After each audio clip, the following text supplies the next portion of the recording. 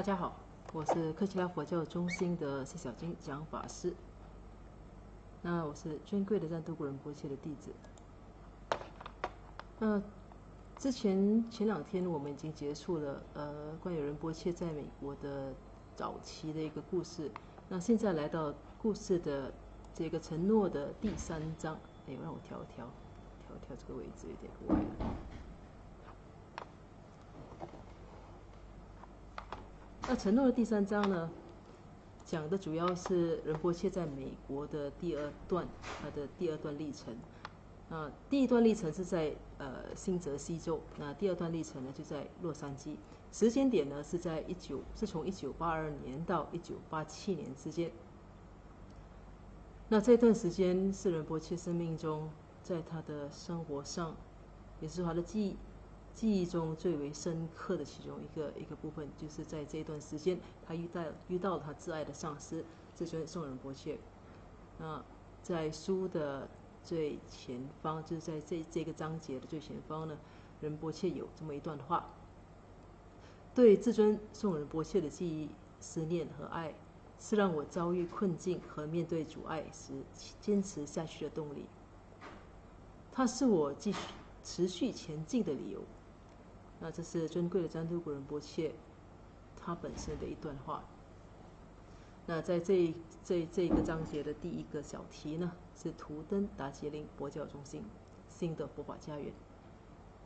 1982年秋天，身在洛杉矶的少年仁波切感到很自由。仁波切那时已过16岁，就快17岁了。他的一切都由自己做主。鲍勃鼓励仁波切完成自己的学业，于是仁波切报读附近的马克吉堡高中。到达洛杉矶不久后，仁波切便开始寻找佛教中心，一个自己可以修仪轨，也就是日常修持的地方。他在电话本上找到了秋阳创巴仁波切金刚界中心的地址，并决定前往拜访。然而，当他到达中心的时候，中心楼下的门已经上锁。由于仁波切听到楼上有声音，而且灯还亮着，于是就再次敲门并按了门铃，可是就是没有人回应。沮丧的仁波切接着又查看电话本，随后决定前去美国洛杉矶东方大学。这是因为仁波切觉得一个有着东方名字的地方必定会有佛龛。在那里，他遇见现在已故的利奥普鲁登博士，他是东方研究学教授。教授告诉他说，这是一所大学，所以没有用作祈愿礼佛的地方。虽然如此，他仍然好心开车将仁波切送到附近的佛教中心图登达杰林，那里住着一位大师。那这是仁波切最初在洛杉矶，他一落脚过后，他第一件事情就是去找佛教中心。当然这是可想而知的，因为仁波切他那么辛苦逃离家里，走了就一路的搭便车啦，露宿街头啦，那这么辛苦就是为了想要能够找到一个能够让自己自由学佛的地方。所以他第一件事情呢，就是找一个佛教中心。但是第一间他所到的佛教中心呢，就不懂是各种机缘巧合还是什么样的情况底下，明明是有人，但是仁波切按了门铃却没有人来回应。所以在这样子的情况下，仁波切就到了一个大学里，那刚好遇到一个很乐以助人的一个很友善的一个东方研究学教授，就把他带到了改变他生命的、改变他一生的一个佛教中心，那就是图登达杰林。那现在给大家看一下这个洛杉矶东方大学的原本的建筑物。仁波切最初呢，那时候就是在这里遇到了这个利奥普鲁登博士。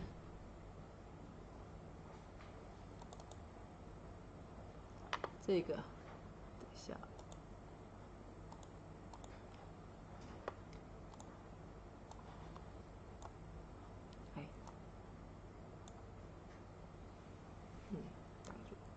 那这个就是东方大学，是2层楼的一个建筑物。利奥普鲁登博士在几年前已经去世了。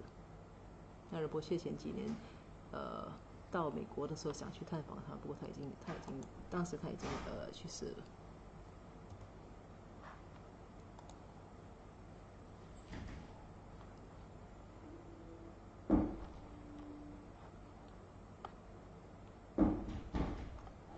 图登达杰林寓意佛法繁盛之地。这个中心位于西好莱坞圣安德鲁斯住宅区，是一座2层楼式的小别墅。那在这里给大家看一下这个图登达杰林。图登达杰林，啥意思？哎，在这里，上这里。哎，不是，可能不是一个。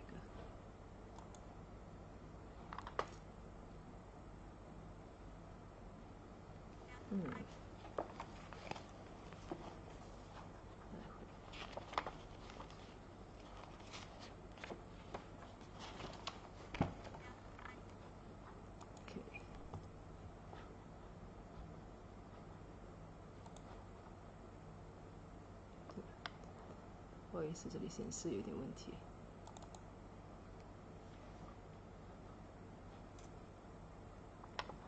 好的，那我继续给大家念。那当仁波切和普鲁登博士抵达图登塔杰林佛教中心时，前门已经锁上了。于是他们从后门走了进去。房子内铺着藏红色的地毯，窗户上挂着黄色的窗帘，墙上挂着精致的唐卡。那所谓唐卡就是西藏佛教传统的画作。那客厅呢，则被改成主要中心的佛殿。地板坐垫上坐着是一位著名的大师，也是中心的住持，就是那个中心的住持就是格西处辛格尔信。宗喀巴像庄严地端坐在他的身后，身上沐浴着金色的阳光。仁波切在一看到格西拉之后，便立即向他行大礼拜。这是当时的一个情景。图登这个利奥普鲁登博士带着仁波切到图登达杰林中心。当时他们从后门进去，因为前面已经上锁了。那仁波切记得很清楚，在当时整个佛教中心内的一个摆设是什么样的。他说房子内呢，地毯是藏红色的，那窗户是黄色的，那墙上就挂着唐卡。那客厅呢，就是中心的一个佛殿。那中间坐着就是格西处辛格尔信。那这个也就是即将成为仁波切的老师之一的一个大师。在这个格西处辛格尔信的身后呢，就有庄严的宗喀巴大师像。所以仁波切一看到格西拉，就二话不说，立刻就跟他行个大礼拜。那接着利奥普鲁登教授为他们进行了介绍。那时候格西拉是位在家行者，他穿着带有紧身马褂领的藏红色长套服装。那可见当时那一刻，其实我们可以想象，对仁波切来讲是非常，他应该是又兴奋又紧张，就是他对当时的每一个情景，包括连格西拉穿什么衣服，他都记得很清楚。那天恰巧是会供日，在藏历上是进行法会并献上供养的一天。于是仁波切问格西拉，他是否能够参与他们的法会。格西拉看着这个少年，就问他说是否已经接受了灌顶。仁波切回答说自己曾经接受灌顶，所以格西拉也就允许他参加了法会。那当时仁波切非常非常激动，他回到蒙特利公园寺取来了他的仪轨和法器，并在当天晚上参加在图登达杰林佛教中心的会供法会。当晚参加会供的大约有40人，其中包括几个资深弟子。当时在场的大多数人对这个神情严肃的年轻人印象非常深刻，他们都在想，他是在那里学会供的，这么年轻就学得那么好。那其实大家要记得，仁波切当时只是一个16岁刚满17岁的一个年轻人，一个少年但是他对于整个就是会供啊，整个过程和仪轨都，还有包括在法会上应该有的一些仪式，他都非常熟悉，所以这是就引起人们的好奇。那时候仁波切还没有认为还没有认格西拉为他的上师，因为他已经向堪苏洛桑达庆仁波切拜师。那仁波切其实他是一个，他到今天为止他都是一个，他虽然说话，大家可能在网上看过他弘法，大家觉得他其实可能就是有一些怎么说呢？说话相当大胆啊，新派啊，或者是超越传统的。但其实，在骨子里呢，仁波切尤其在对佛法的，就是对上师啊，对佛法，对佛教的这些，尤其是在对上师这一块，那仁波切其实是非常非常传统的。所以他不会随便，如果他没有得到他的上司的同意，他是不可能随便去认另一个人为上司的。所以当时呢，他虽然看到格西触心戈尔辛，他立刻就向他顶礼，但是他并没有直接就认这个格西拉为他的上司，因为他在新泽西已经有了一位上司。到达图登达杰林不久之后，仁波切打电话给身在新泽西的堪苏洛桑达庆仁波切，并为他的逃跑表达歉意。堪苏洛桑达庆仁波切仔细地听着，然后表示原谅，并很高兴仁波切安然无恙。仁波切也为达纳对堪苏洛桑达庆仁波切的诋毁道了歉。不久后，仁波切根据依止上师的原则，正式请求堪苏洛桑达庆仁波切的许可，希望可以向格西初心戈尔辛拜师。那他是这么说的，他说：“我不能在短期内返回新泽西，虽然我向往跟您学习，但我没有具足这个功德。我现在身在格西触心戈尔辛的中心里，我是否可以得到您的许可，跟格西触心戈尔辛学习？否则我可以怎么做？”那听了仁波切的话呢，那堪苏洛桑达庆仁波切回答说：“你很幸运。格西触心戈尔辛是位大师，也是知识渊博的学者。你应该像依止我那样来依止他。你要侍奉格西拉，向格西拉好好学习，当一个好弟子。”通话结束之后，仁波切首先向刚刚跟上师通话的电话行大礼拜，然后急忙地跑向格西拉，向他报告这个好消息。然而格西拉也只是淡淡地说一句：“好的，给我冲杯茶。”仁波切为格西拉淡然处置的态度吃了一惊，同时他也思维刚才接触这两位大师的经历。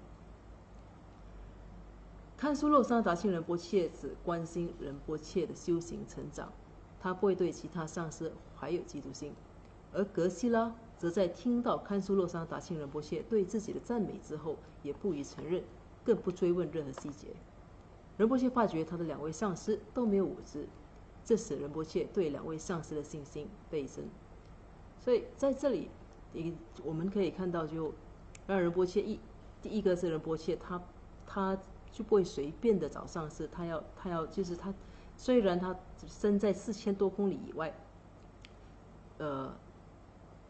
我们如果以我们平时的一种想法，就是说啊，我既然我没有办法在自己的故乡学习，那我在别的地方我可以拜新的师父学习。那仁波切不是这样子，他还是很依照就是依师的一种，就是依止上师的一种正确的做法，就真真实实的给就是堪苏洛桑达庆仁波切打了电话。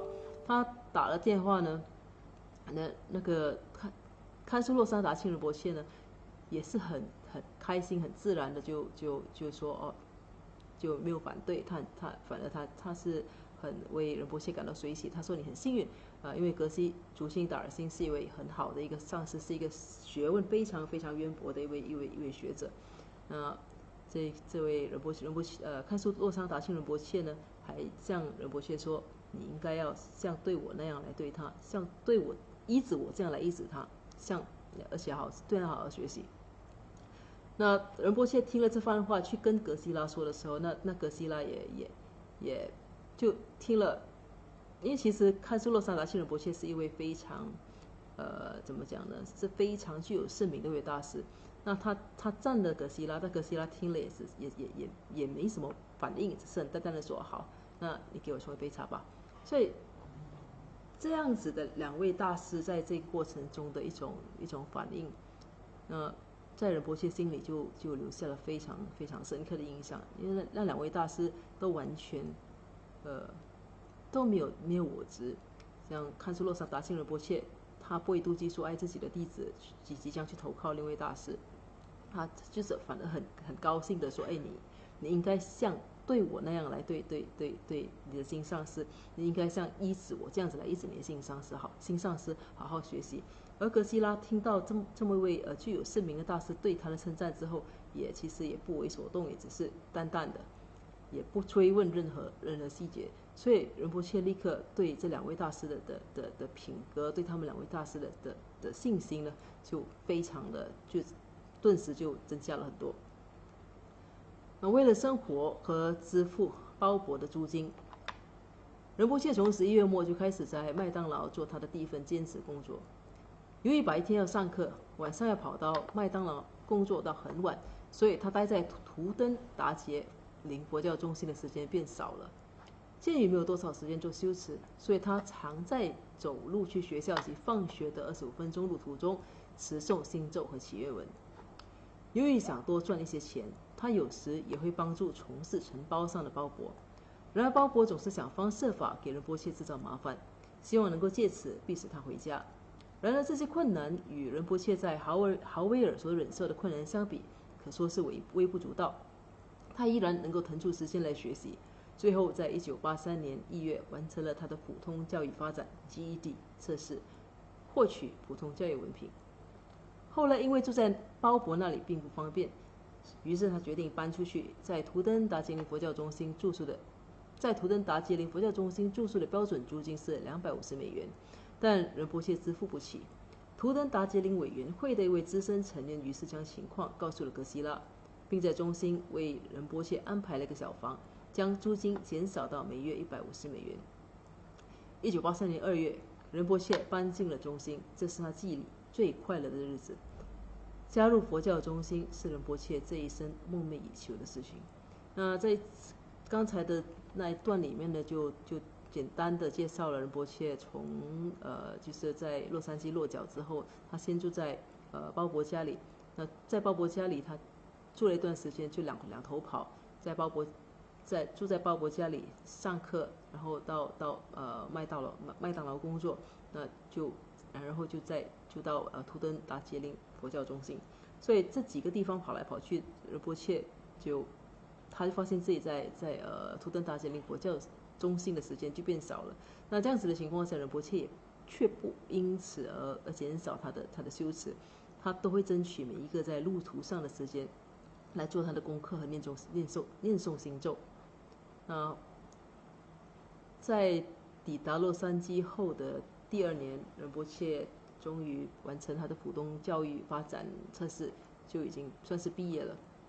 那毕业过后，他决定搬出去。那当时因为其实在美国，在西方并不像东方其实很多时候就一些佛教中心啊，一些寺庙啊，有时候都会提供一些免费的住宿，或者是不然就是只是一个象征性的收费。但是在美国却不是这个样子的。那图登达吉林佛教中心呢，它的租金当时的一个房间的租金是每个月$250，在1983年每个月$250，所以其实是相当大的一笔费用。所以仁波切当时才17岁，他就支付不起。当时呢，就图登达杰林的委员就看仁波切非常有诚意，就跟格西拉商量了，就为仁波切安排了个小房，就把房租减到150。那仁波切就这样子就搬了进去，就搬进佛教中心住了。那段时间呢，是仁波切这一辈子记忆中最快乐的日子。那这里呢，给大家看一看当时的仁波切的样子。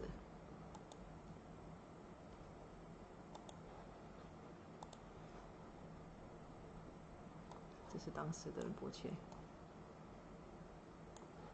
，17岁，长得相当就是穿着啊、衣着、头发就相当叛逆，也跟上那个时候的一种潮流。那在这里再给大家看另外这个是仁波切的在图登达杰林的上师，这是格西处心达尔星。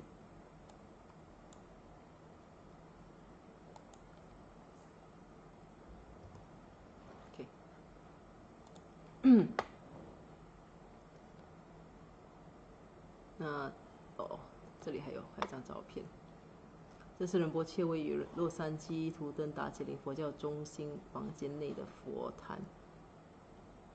仁波切其实无论他去到那里，对他来说最重要的地方就是佛坛，因为他每天都会修持仪轨啊，都会做大礼拜啊，所以他最注重的就是佛坛。这里这个是他在图登达杰林佛教中心房间里的佛坛。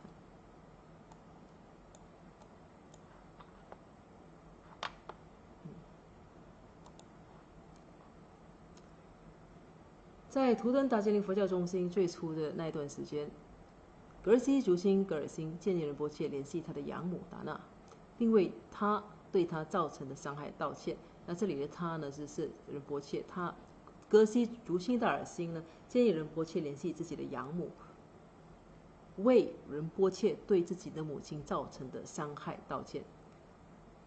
尽管仁波切多年来是饱受养母的虐待与毒打。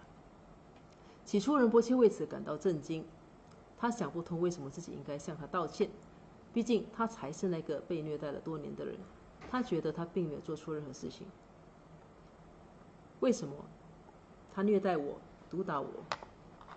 我才是多年来被打、被吼叫、被伤害和虐待的那个人。那仁波切就抗议了，他说：“格西拉就回答说，因为你不该只看到你母亲所做的负面的事情，你要看到她好的那一方面。你现在身处这里，是因为有人曾经喂饱你，有人曾经给你一栋房子居住。如今你在佛教中心学习佛法，也是因为他的仁慈。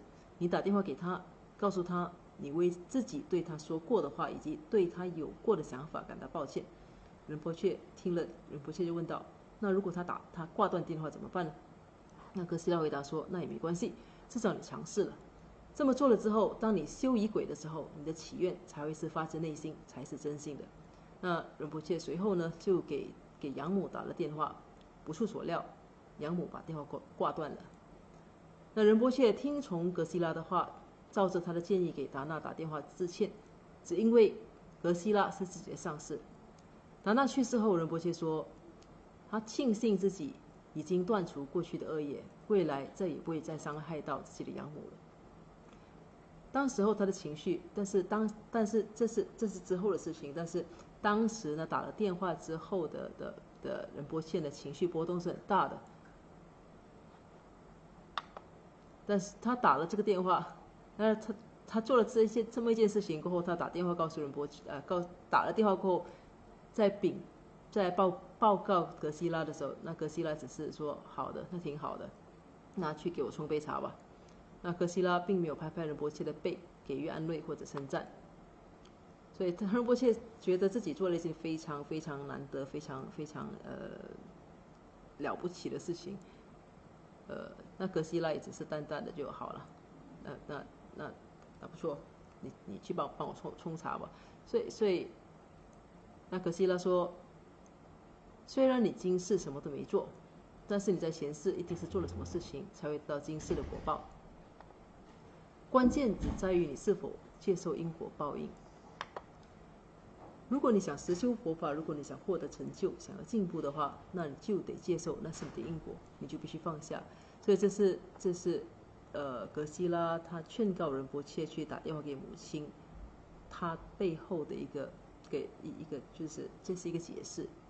他跟仁波切说，其实你虽然觉得你这一辈子什么都没做，你是受害的那一方，但是你今世会遇到这样的事情，一定是你前世犯了什么错。那在佛教，如果我们相信因果的话，你必须也就相信说，我们所受的任何业报，受的任何的果报，那都是因为有这个因才有那个果。也许是我们这一辈子的这前半段时间所种的因，那也有可能是前辈子种的因。所以所以哥希拉就跟仁波切说，你一定在前世做了什么事情，才会得到今世的果报。所以关键在于你是不是愿意接受这个因果报应的道理。他讲，如果说你真的想要学佛，真的想要好好学佛，而且想要在修行的这条路上得到什么成就的话，你想要真正更精进、更进步的话，那你就必须接受因果，你就必须放下，这是第一步。所以这是哥希拉当时对仁波切的话所说的话。那仁波切在套仁波切自己本身的话呢，他就说，我必须看到善的那一面，而不仅仅是恶的那一面。因为他的仁慈，这里的他指的是母亲，因为他的仁慈，我才能够在衷心学习佛法。我意识到出生在那个环境是我自己种下的因果。人们会问我，你是一个仁波切，为什么还会这样呢？仁波切说，曾经我也问过自己同样的问题，然而后来我明白，一定是我前世所发的愿让我出生在那里。我在向养母说对不起的那一刻，我在向养母说对不起的那一刻起，就接受了过去的那些境遇。这就是佛教的疗愈方式。所以这是尊贵的赞古仁波切他自己本身他自己的一种体会。我们在这里看到就是说，首先我们看仁波切在告诉我们说，我们看东西我们必须看善的一面，不仅仅是恶的那一面。那像仁波切养母的一个情况呢，就即使养母对他是怎么说呢，是毒打啦，是责骂啦，是虐待啦，但是也是因为养母他才可能长到那个年纪，他才有最终才有机会来到图登达杰林学习佛法。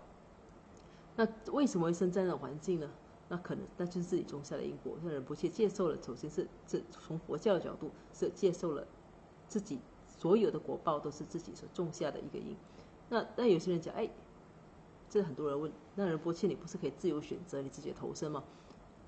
那仁波切自己问过自己的问题，他直到后来他说他明白了，他一定是他前世发愿要出生在那里。但重点呢是，他说他在向养母说对不起的那一刻，就接受了所有过去。他讲这就是佛教的疗愈一种方式。那佛教的疗愈方式并不是叫我们去报复啊，并不是叫我们去刻意去忽略啊，而是要佛教的疗愈首先通常第一件事情，敬业或者疗愈，那通常第一件事情就是首先要接受自己的今天所受的这种果报都是自己种下的因。你首先必须接受这些，不接受这些的话呢，心里就会非常非常多的愤怒。所以佛教的疗愈方式其实就是并不是有些人觉得算了不去看它，不是，而是首先要接受了才能够放下。那这是套用仁波切的他自己本身的话。那今天呢，这个章节就到这里。明天开始，明天呢我们会继续再说他的仁波切在那里怎么工作，做了几份，怎么打工，怎么去维持生活，和他在那里遇到的一些佛法朋友啦，和他在那里在佛法之外的一些其他的一些生活。那今天就暂时为止，也许如果今天晚上，也许可能是今晚。那现在看看大家有什么问题吗？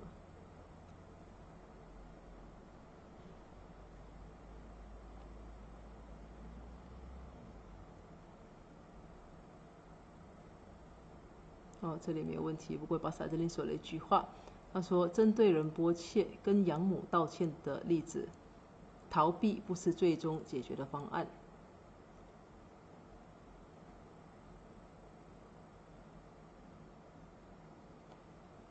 巴萨这里问，接受之后要面对，还是面对再接受？讲法师你有什么看法？那我觉得这要看你怎么去面对。其实接受，那首先第一件事情就是，我个人认为是接受。那你必须不管发生什么事情，首先是要接受说这是自己种下的因，不管发生什么事情，一定是有它的因果。这是佛教徒如果说我们身为佛教徒一段时间，如果真正相信因果定律的话，那首先不管3、7、21，第一件事情一定会认为说，我今天遇到这种事情，一定是我自己过去种下的因。那首先是接受，那接受了过后，那事情还是要解决啊，还是会有些情绪啦，该去面对的还是要面对啦，那是后来的事情。但是首先必须要接受，因为如果不去接受的话，如果说不接受，很多人有些时候就以一种怎么说呢，以一种否定的方式，或者是以一种逃避的方式，或者是怎么说呢，愤怒的方式。如果不接受，有时候往往就会愤怒。那如果愤怒的话，你愤怒或者是接受，不同的一种反应，就影响你去面对它的一种态度。所以我个人是觉得，首先是要接受。那你接受过后，一切就会比较好办了。你接受了过后，你就会想，我怎么来解决这件事情？我接下去该怎么做？所以我是认为，一定是先接受，再去面对。